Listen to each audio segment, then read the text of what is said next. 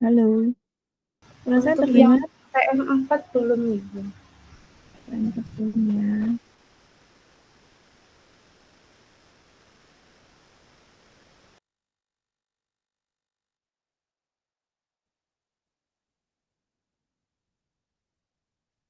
Sudah kelihatan PPT-nya? Sudah Ibu.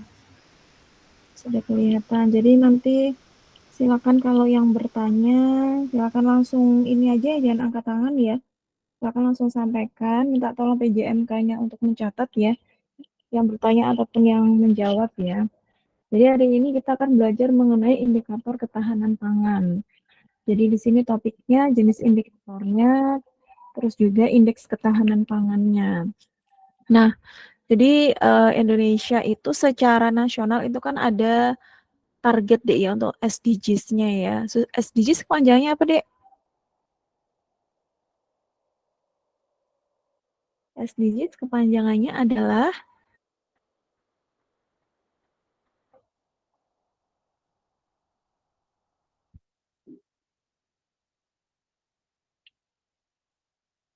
halo,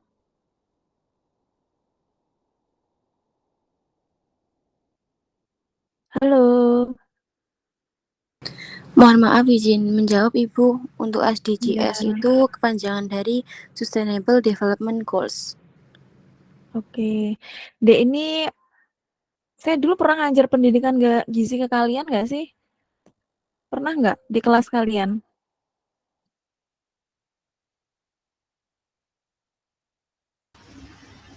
Pernah Ibu. Pernah ya. Jadi kan kita itu komunikasinya dua arah ya. Jadi walaupun kita online, jadi diharapkan komunikasinya dua arah kayak gitu. Yang jawab jangan hanya PJMK-nya saja nantinya. Jadi SDGs ini dia punya target banyak kayak gitu ya, ada 17 target kayak gitu. Ada yang dia stop kelaparan, mengakhiri kelaparan, mengakhiri kemiskinan kayak gitu. Nah, ini nantinya bisa dilihat yang beberapa yang bisa kita acu ya, rujukan kayak gitu dalam mengukur ketahanan pangan atau untuk me- meningkatkan ketahanan pangan di tingkat mikro maupun makro itu ya rujukannya dari SDGs ini. Jadi di sini ada kemiskinan nih, stop kemiskinan, terus mengakhiri kelaparan, stop hunger, mencapai ketahanan pangan, memperbaiki nutrisi dan mempromosikan pertanian yang berkelanjutan. Jadi untuk kalau kalian pas waktu mungkin inilah belajar di IBM ya ataupun di gizi dasar kayak gitu ya. Jadi gizi itu dia mulainya bukan ketika makanan itu dikonsumsi. Jadi gizi itu sebenarnya bukan dimulai dari makanan itu dikonsumsi, tapi mulai dari produksinya, sebenarnya mulai dari persiapan kayak gitu ya. Persiapan dan juga sampai produksinya kalau masih di tahap pertanian kayak gitu. Karena itu juga bisa menjadi acuan ketika melihat kayak ini ya, HDDS kayak gitu ya, Household Dietary Diversity Score. Kalau dia daerahnya itu adalah daerah pertanian kayak gitu. Jadi nanti ada beberapa indikator nih, ada diversity, ada yang dia indeks kelaparan kayak gitu ya. Nanti kita pelajari di sini kayak gitu. Nah, pembangunan ketahanan pangan dan gizi dilakukan secara sistemik dengan melibatkan lintas sektor. Jadi kalau kalian masih ingat nih, gizi itu kan ada gizi sensitif, ada gizi spesifik. Di mana 70% itu dia berasal dari yang intervensi dari non gizi, dari non kesehatan kayak gitu. Karena memang eh, non kesehatan tuh contohnya misalnya infrastruktur kayak gitu. Infrastruktur itu sangat berpengaruh terkait dengan misalkan ya transportasi makanan, akhirnya akses pangan itu juga bisa terkendali. Infrastruktur lainnya terkait higien sanitasi, nantinya anak itu bisa mendapatkan air bersih dan juga bisa terhindar dari infeksi kayak gitu. Jadi 70% itu dia berasal dari yang non kesehatan. 30%-nya baru berasal dari kesehatan ataupun gizi ya khususnya ya untuk intervensi ya. Nah, untuk mengukur tingkat ketahanan pangan suatu negara atau wilayah itu diperlukan beberapa indikator yang dapat mempresentasikan aspek-aspek ketahanan pangan. Nah, ini indikator ketahanan pangan. Jadi yang pertama itu prosentase penduduk yang mengalami kurang gizi, undernourishment ya. Jadi seberapa banyak nih yang dia tidak mendapat asupan gizi, khususnya energi, yang cukup sesuai dengan kebutuhan minimum selama setahun. Jadi indikator ketahanan pangan itu dilihatnya untuk mempresentasikan dalam setahun.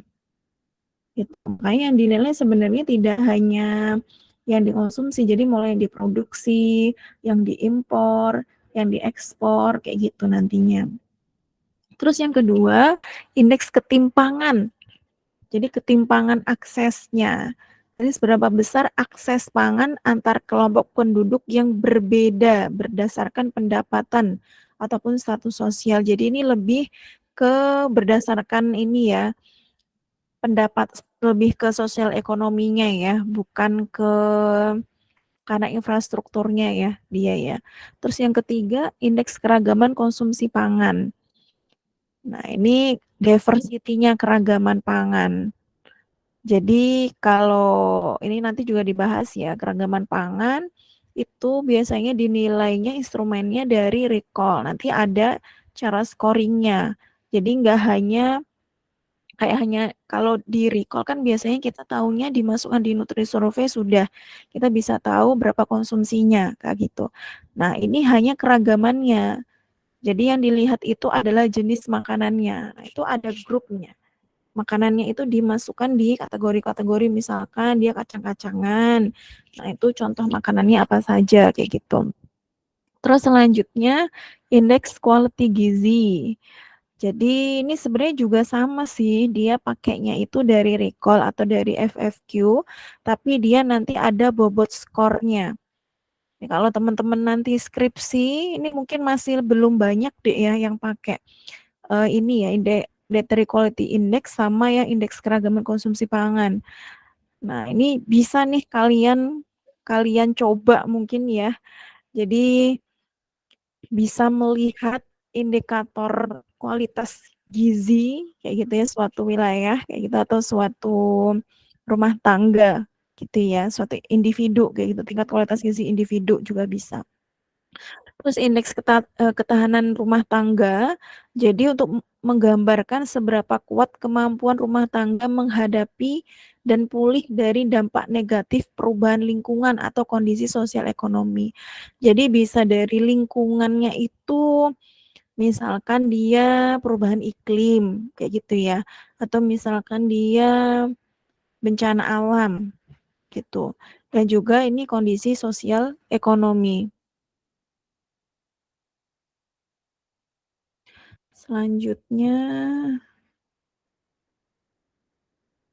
nggak bisa di next, sebentar ya. Oke, ini beberapa indikator ya untuk mengukur food security, ketahanan pangan. Jadi ini yang untuk diversity, ini yang untuk kebiasaan konsumsi. Nah, ini Global Hunger Index ini dia beberapa ambil dari yang dietary diversity sama consumption behaviors-nya ya.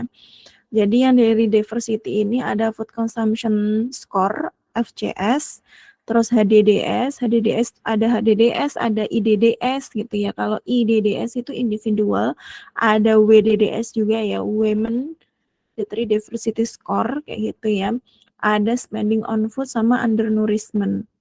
Kalau consumption behaviors itu coping strategy index, ada RCSI juga, ada VVIS, terus ada HAS, terus sama SAFS kayak gitu. Ini saya yang familiar itu sudah pernah ini ya, sudah pernah menggunakan itu dia Household Diversity Scale dan juga IDDS-nya ya, Individual Dietary Diversity Score, sama yang ini ya, Household Food Insecurity and Access Scale.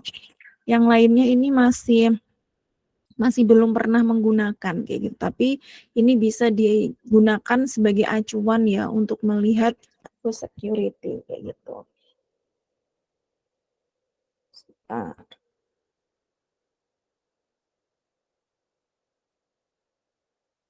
Nah, ini untuk GHI-nya. Jadi kalau CSI sama RCSI itu dia menggambarkan kuantitinya, jadi jumlahnya dan juga kecukupannya. Jadi kalau RCSI maupun CSI itu dia sebenarnya melihat ini ya, apa namanya, melihat konsumsi selama 7 hari kayak gitu ya. Jadi dilihatnya pas waktu rumah tangga itu dia kekurangan konsumsi makanan kayak gitu, atau uangnya itu kurang dalam membeli makanan kayak gitu. Makanya di sini juga melihat jumlahnya dan juga dia kecukupannya itu berapa kayak gitu. Sedangkan HVIS kayak gitu ya, itu dia capture-nya ke kecukupan sama psikologikalnya, faktor psikologikalnya. Kalau yang HAS, yang the household hunger skill itu, dia menggambarkan ketidakkecukupannya ya secara ekstrim gitu.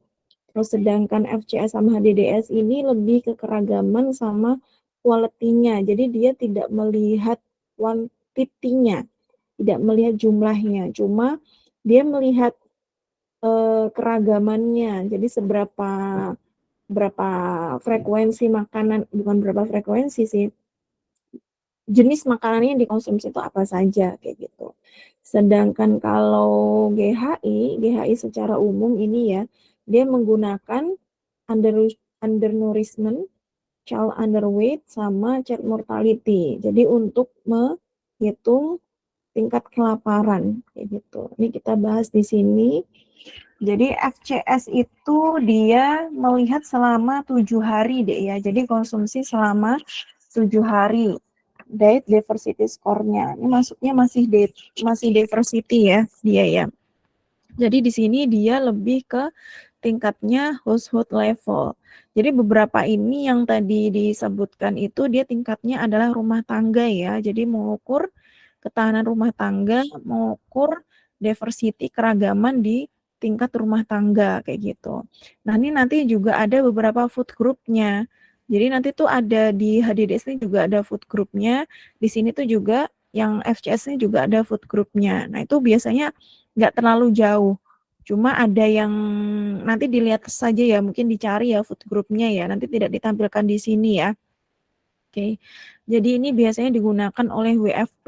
Jadi peruntukannya ini dia beda, yang menggunakan atau rujukan penggunanya ya. Nah, ini kan beda-beda deh ya. Kalau FCS ini dari WFP, HDDS ini biasanya rujukannya itu dari Fanta ya, dari Fanta. Ini kalau HDDS tadi sudah saya sampaikan dia menggunakan recall ya 24 jam, tapi dia tanpa melihat frekuensi ataupun ininya, kuantitinya kayak gitu. Nah, kalau yang ini kan dia tadi melihat apa tadi? Frekuensinya juga ya, frekuensinya. Kalau ini dia tanpa frekuensi kayak gitu. Ini untuk indikatornya, proksinya ini mengukur di tingkat rumah tangga ya, household ya, akses di tingkat rumah tangga. Ini untuk food groups-nya itu sebenarnya beda-beda ya untuk rujukannya ya. Ada yang dia, kalau yang saya tahu ya DDS itu 12, ada yang dia untuk balita tuh kalau nggak salah 9 kayak gitu ya. Untuk yang individual ini tuh kalau nggak salah 9 ya. Jadi nanti dilihat lagi kayak gitu. Kalau women ini disendirikan karena nanti ada konsumsi seperti mikronutrien yang dia khusus ya. Jadi dia pengukuran atau melihat konsumsinya tuh ada mikronutriennya lebih ke masalah khususnya di perempuan. Jadi dia tambahannya tuh iron sama vitamin A. Jadi khusus untuk women kayak gitu ya. Jadi kalau ini nanti kategorinya itu adalah cukup, kurang, sama tinggi kalau nggak salah ya. Jadi kalau misalnya cut off-nya 9, kategorinya ya, kategorinya food groups-nya 9 itu dia 6 ke atas gitu baik kayak gitu. Jadi nanti bisa dilihat-lihat lagi dia kategori untuk melihat ketahanan pangan ataupun food diversity-nya bagaimana gitu ya. Terus untuk undernourishment, jadi dia digunakan oleh FAO. Nah, ini hanya melihat ini ya, dietary energinya saja dengan melihat konsumsinya. Jadi apakah yang dikonsumsi sesuai dengan kebutuhannya, kayak gitu. Suplainya sesuai enggak? Rata-rata kebutuhannya bagaimana? Kayak gitu. Apakah dia di bawah kebutuhan gitu.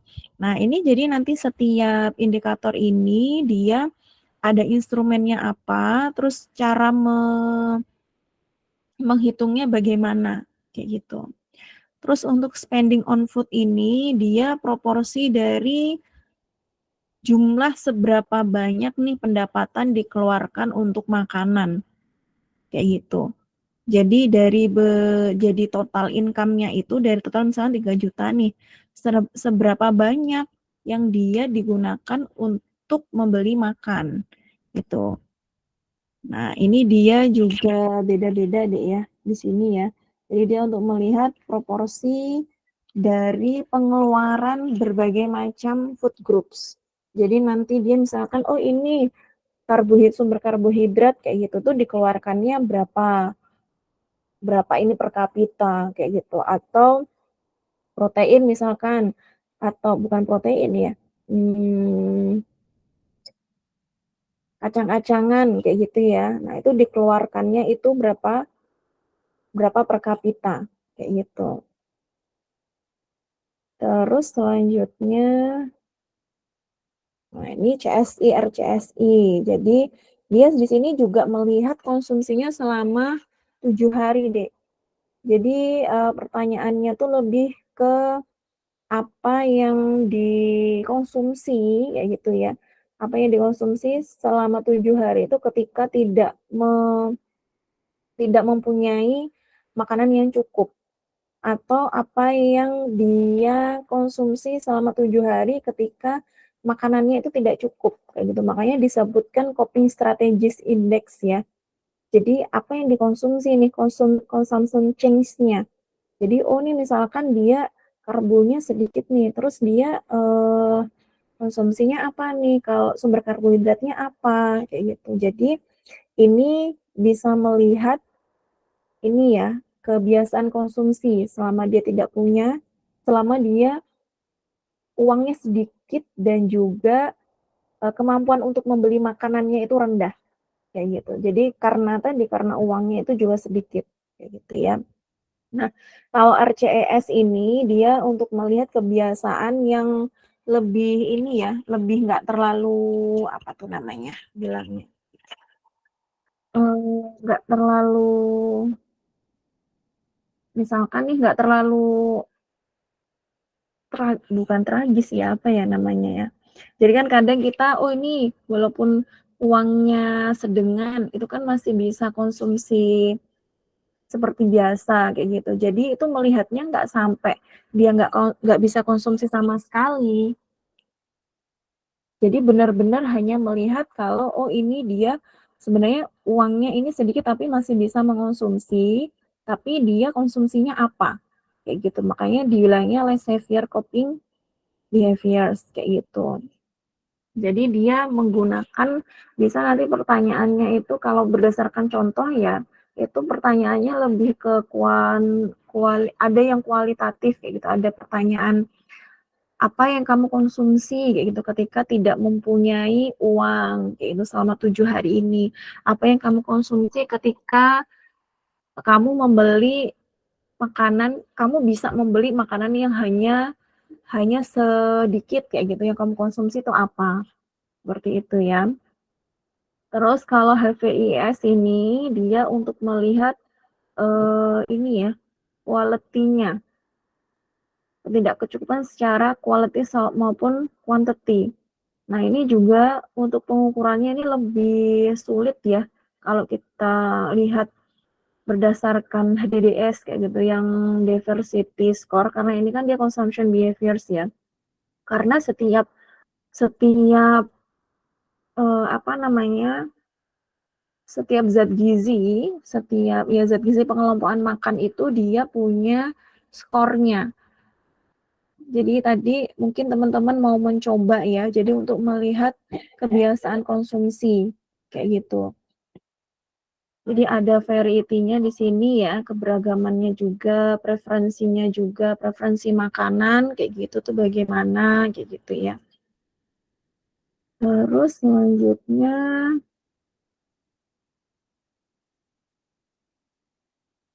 sebelum kita ke IKP, ada yang mau ditanyakan. Jadi memang ini beberapa indikatornya itu banyak ya. Tadi dikelompokkan berdasarkan ada yang diversity, ada consumption behaviors kayak gitu. Jadi kalau pengen melihat kebiasaan makan, berarti indikatornya itu bisa pakai yang Coping Strategies Index ini ataupun HVIS, atau bisa pakai kalau yang dia diversity FCS, HDDS, atau mau lihat yang individual bisa IDDS kayak gitu. Jadi penggunaan indikator ini harus sesuai dengan tujuannya. Kamu mau melihat apa nih? Mau melihat ininya, quality sama kuantitinya, ketidakcukupan secara quality kuantitinya, atau untuk melihat keberagamannya, atau mau membandingkan antara, bukan membandingkan, seberapa banyak nih uang digunakan untuk membeli makan, kayak gitu. Jadi harus disesuaikan dulu dengan tujuan, kayak gitu. Ada yang mau ditanyakan sebelum kita ke IKP? Enggak ya, oke. Nah, ini selanjutnya indeks ketahanan pangan. Jadi ini sistem penilaian dalam bentuk IKP dikembangkan untuk mengetahui tingkat ketahanan pangan suatu wilayah beserta faktor-faktor pendukungnya. Jadi berdasarkan GFSI ya, Global Food Security Index. Nah, ini dengan berbagai penyesuaian sesuai dengan ini ya, ketersediaan data, karena kan nanti yang di awal mungkin teman-teman sudah tahu ya, jadi kalau ketahanan pangan itu juga melihat ketersediaan datanya dari dari Kementan misalkan ya, dia makanan yang diimpor, yang diekspor, terus makanan yang digunakan, yang dibuat untuk konsumsi hewan ternak, yang dia tidak habis, atau yang dibuang kayak gitu. Makanya perlu ketersediaan data dan juga kita perlu dukungan dari berbagai tadi kementerian ya, mungkin Kementerian Pertanian ataupun misalkan ada yang Kementerian Peternakan, karena kan ada makanan yang digunakan untuk hewan kayak gitu ya. Nah, IKP ini dia ada 9 indikator yang turunannya ada 3 aspek, yaitu ketersediaan, keterjangkauan, dan pemanfaatan pangan. Nah, IKP itu dia disusun diharapkannya ya, jadi sebagai rujukan melakukan intervensi program agar lebih fokus dan tepat sasaran. Jadi namanya juga indeks ketahanan pangan deh ya. Jadi dari tahun ini misalkan untuk tahun selanjutnya itu kita bisa meningkatkan intervensi terkait akses makanan, keterjangkauan makan maupun ketersediaan. Karena biasanya kalau kita tahu misalkan oh di daerah ini dia produksinya sedikit kayak gitu. Jadi untuk distribusinya juga kurang. Nah, untuk selanjutnya berarti bisa nih ditingkatkan produksinya. Dan juga ada faktor-faktor kan tadi ya, ada yang bisa jadi karena cuacanya kayak gitu. Nah, itu bisa disiasati seperti apa? Apakah pertaniannya ini menggunakan listrik misalkan ya, atau seperti apa kayak gitu. Nah, ini ada beberapa nanti indikator penentuan IKP. Jadi yang pertama, rasio konsumsi normatif per kapita terhadap produksi bersih. Jadi normatif itu dia konsumsi ini ya, kalori sesuai dengan kebutuhan ya. Jadi di sini indikator yang mengukur seberapa banyak pangan yang tersedia atau produksi bersih dibandingkan dengan konsumsi normatif per kapita yang diharapkan. Jadi ini contohnya rasio konsumsi normatif untuk beras kayak gitu. Berarti berapa nih dia konsumsi bersihnya berapa kayak gitu dibandingkan dengan konsumsinya selama setahun kayak gitu. Nah, ini dia konsumsi normatif ini ditentukan sebesar 300 gram per kapita per hari. Jadi sehari ya, itu 300 gram. Untuk apa nih dia yang kalorinya ya, ini ya. Terus selanjutnya prosentase penduduk yang hidup di bawah garis kemiskinan. Jadi menunjukkan berapa pengeluaran per kapita setiap bulannya. Apakah sudah memenuhi standar atau belum? Tapi dia melihatnya tidak hanya dari pangan, dia melihatnya juga non pangan juga. Nah, ini datanya dari mana? Ini datanya dari persentase penduduk yang hidup di bawah garis kemiskinan. Sumbernya dari BPS. Jadi tadi seperti tadi, jadi data-data itu tidak hanya kita asalnya dari kesehatan saja atau dari makanan saja, tapi ini indikatornya. Oh, ini juga salah satunya dia untuk tahu persentase penduduk yang hidup di bawah garis kemiskinan. Nah, itu bisa melihat nih dari BPS kayak gitu. Jadi kita ngambil dari data sekunder kayak gitu, data yang sudah ada. Terus yang ketiga, persentase rumah tangga dengan proporsi pengeluaran untuk pangan lebih dari 65%. Ini juga dia datanya dari BPS deh ya. Jadi kalau berdasarkan teorinya si Engel ini menyatakan semakin tinggi tingkat pendapatan, maka persentase pengeluaran rumah tangga untuk konsumsi pangan akan semakin turun. Nih, coba ada yang bisa ini enggak? Ini kok menyatakan semakin tinggi tingkat pendapatan, maka prosentase pengeluaran rumah tangga untuk konsumsi pangan akan semakin turun. Nih kok bisa? Ada yang mau jawab siapa? Ini mungkin ada yang gabung deh ya. Ada yang gabung nih, kalau saya mau izinkan harus close close apa nih? Close screen-nya ya. Gimana dia mau jawab?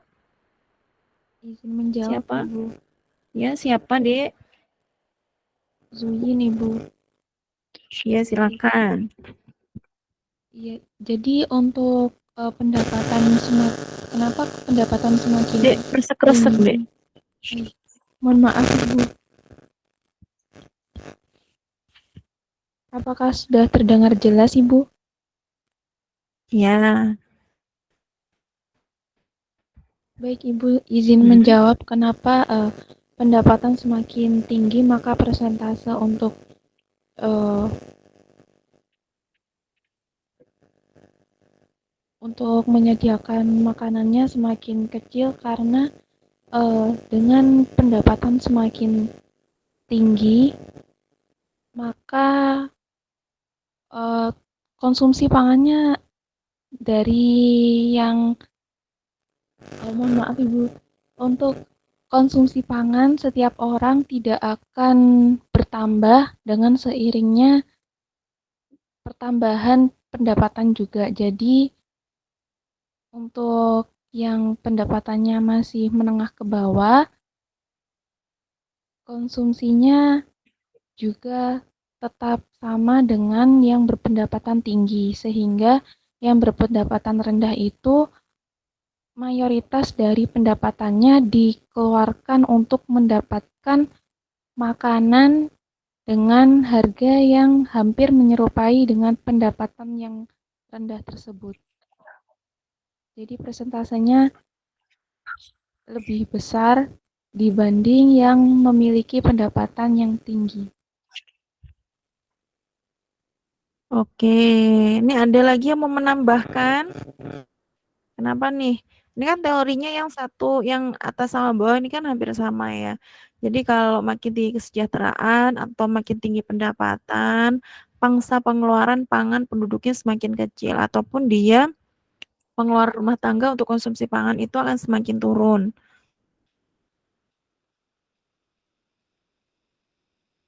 Ini pengeluaran nih ya, pengeluaran tingkat rumah tangga maupun tadi ya kesejahteraan masyarakat suatu negara ya.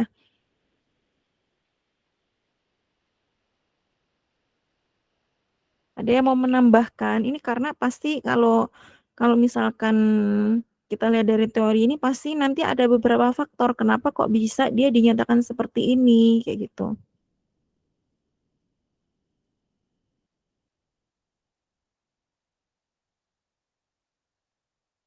Apa nih? Ada yang mau jawab lagi? Kenapa?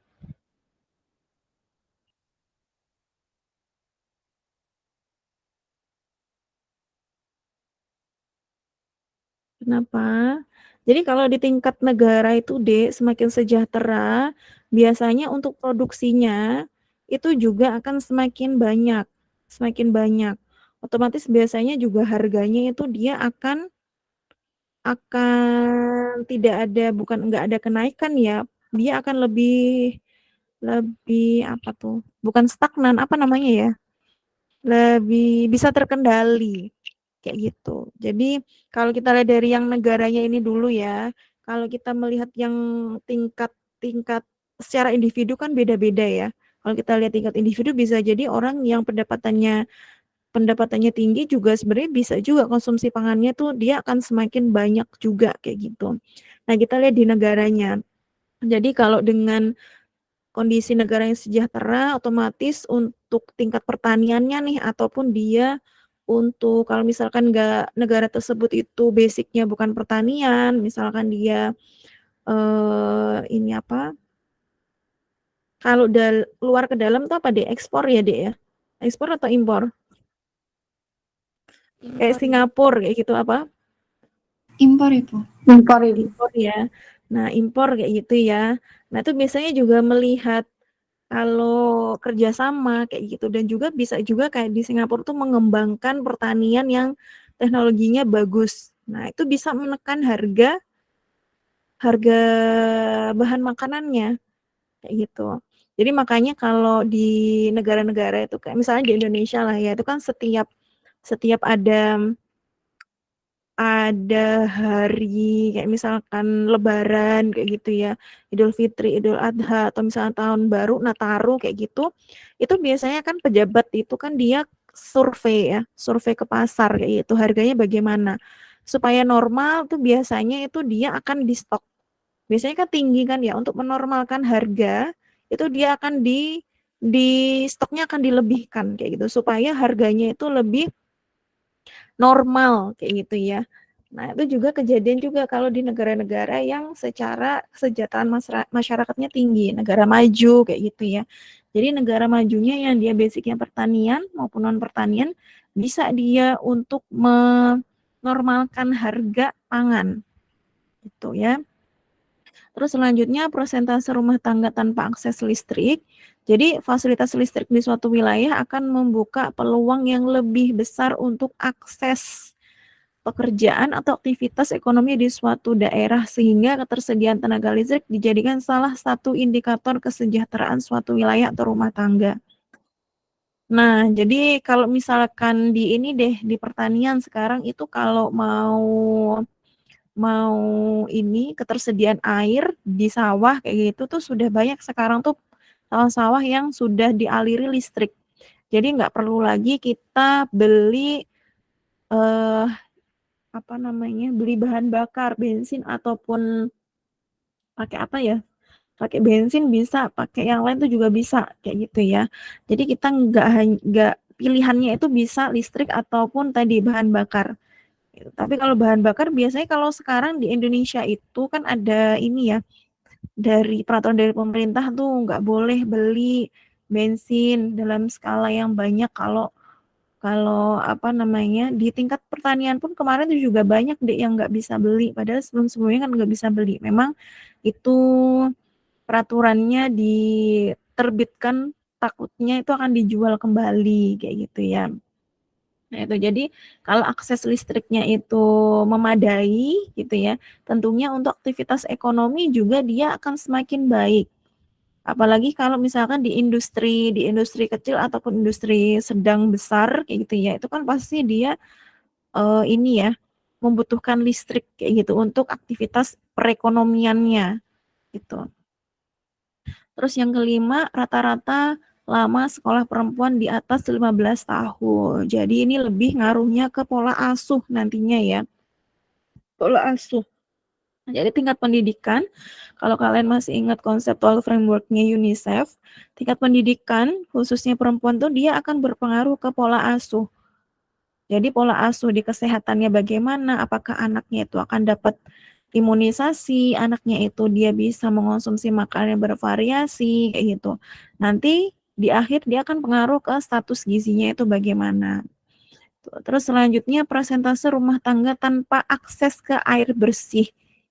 Nah, ini lebih juga ke infrastrukturnya ya. Ini juga bisa mengurangi masalah kesehatan khususnya diare dan juga memperbaiki status gizi. Jadi mengurangi terjadinya angka infeksi kayak gitu. Jadi kita bisa lihatnya dari persentase rumah tangga yang dia berapa nih yang ada akses ke air bersih ataupun yang nggak punya akses ke air bersih. Selanjutnya yang ketujuh, rasio jumlah penduduk per tenaga kesehatan terhadap tingkat kepadatan penduduk. Ini mungkin kalian sudah sering dengar deh ya, kalau di Indonesia ini dia rasionya ini sangat jauh. Dokternya ya, ini saya lupa ya sih secara tepatnya berapa kayak gitu ya rasionya. Cuma kalau di Indonesia ini sangat kurang sekali kayak gitu. Makanya kemarin itu juga ada program yang dia sebenarnya programnya ini pro kontra ya. Program untuk membuka fakultas kedokteran supaya nantinya banyak dokter kayak gitu, dan juga ada kemarin nih ya program yang membuka peluang dokter di luar gitu untuk bekerja di Indonesia kayak gitu. Ini karena memang rasionya itu masih jauh dari cukup. Nah, makanya kita kalau misalkan ke vaskes kayak gitu kan kadang kita hanya di puskesmas lah ya. Oh, dia dokternya cuma satu, dokter gigi satu, dokter umumnya satu kayak gitu. Dan tidak ada spesialis misalkan. Terus dia di rumah sakit daerah misalkan spesialisnya itu per poli misalkan hanya 2 kayak gitu. Jadi masih jauh sekali. Jadi untuk mengobati penyakit per orang itu juga yang pertama bisa lama dan juga untuk ya tadi ya bisa lama ngaruhnya ke status kesehatannya, derajat kesehatannya di suatu negara tersebut kayak gitu. Terus yang kedelapan, persentase balita dengan tinggi badan di bawah standar. Jadi nggak sesuai dengan seumurannya. Gitu ya. Jadi ini bisa dilihat juga ya. Terus yang kesembilan, angka harapan hidup pada saat lahir. Jadi angka harapan hidup pas waktu dilahirkan. Gitu. Jadi ini kalau misalkan ada peningkatan angka harapan hidup itu bisa menggambarkan perbaikan kualitas konsumsi dan juga kesehatan ibu hamil. Dan juga ini hubungannya sama AKI ya, angka kematian ibu, dan juga AKB, angka kematian bayi juga. Nah, itu ngaruhnya ke kualitas konsumsi pas waktu ibunya hamil, terus juga terhadap akses kesehatan, terus juga terkait peningkatan akses ataupun kualitas pelayanan SDM tadi ya, ini hubungannya juga bisa sama yang nomor 7 ya. SDM sumber daya maupun fasilitas di kesehatannya itu kurang gitu. Nah, sebelum ke metode analisis EKP ada yang mau ditanyakan?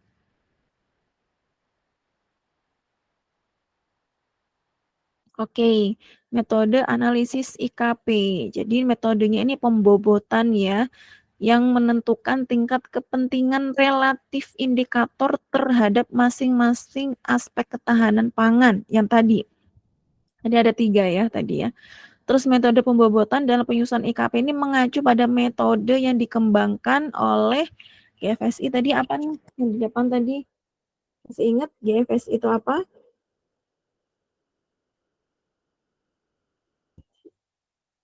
Global Food Safety Initiative gitu. Jadi keamanan pangan gitu ya. Nah, ini bobotnya itu dia untuk melihat indikator di tingkat kabupaten maupun kota.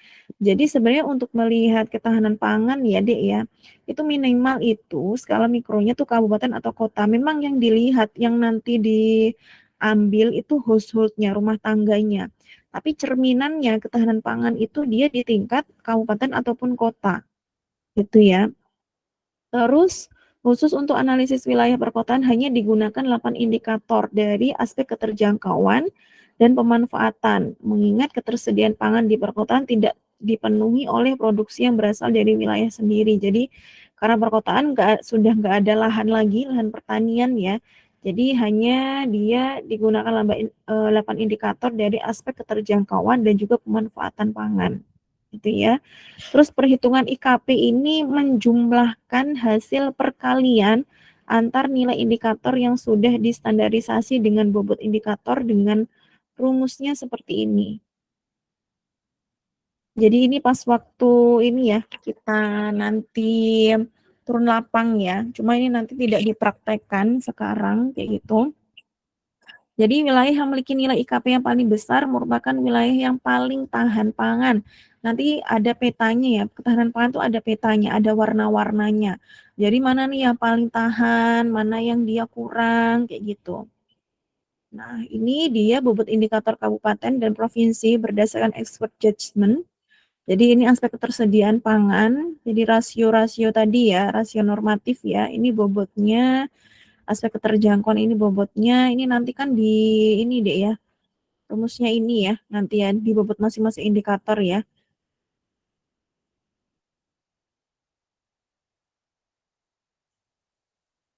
Ini pemanfaatan pangannya. Nah, ini nanti bisa dilihat ya. Nah, ini tadi jadi cut off indeks ketahanan pangan di sini. Jadi sesuai dengan ini ya, semakin merah berarti ketahanan pangannya itu rendah. Jadi tidak tahan pangan kayak gitu. Nah, ini untuk sebaran indeks ketahanan pangan kabupaten kota tahun 2022. Nah, ini kalau kalian lihat di warnanya ini ya. Jadi kalau hijaunya hijau agak tua tuh sangat tahan. Jadi di bagian wilayah Jawa di sini sebagian besar itu dia sangat tahan. Untuk wilayah merah ini ya sangat rentan itu di kebanyakan di wilayah Papua ya, Papua Barat, wilayah Papua ya.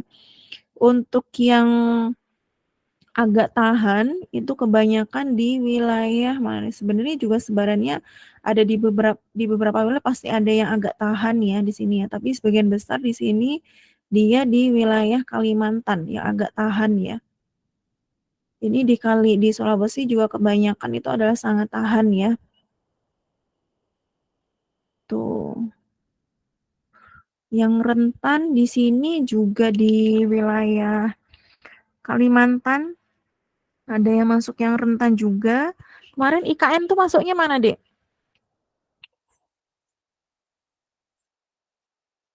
IKN itu mana? Kalimantan mana? Timur, Ibu. Kalimantan Timur. Ini ya, Kalimantan Timur segini. Hijaunya, hijau apa nih? Agak tahan ya, berarti ya. Agak tahan, Masian. Agak tahan. Nah, agak tahan ini dilihatnya dari beberapa indikator tadi ya. Tapi kalau dia di wilayah perkotaan, berarti adalah pemanfaatan sama keterjangkauan yang dilihat. Kayak gitu. Oke, oke. Ada yang mau ditanyakan dari materi kita?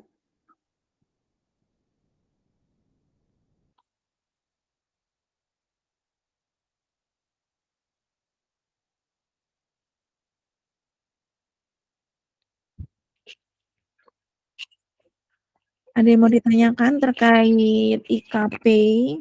Oke, silakan Previa. Baik Ibu, terima kasih atas kesempatannya. Izin bertanya, jadi untuk agar tahu dari kabupaten itu tahan atau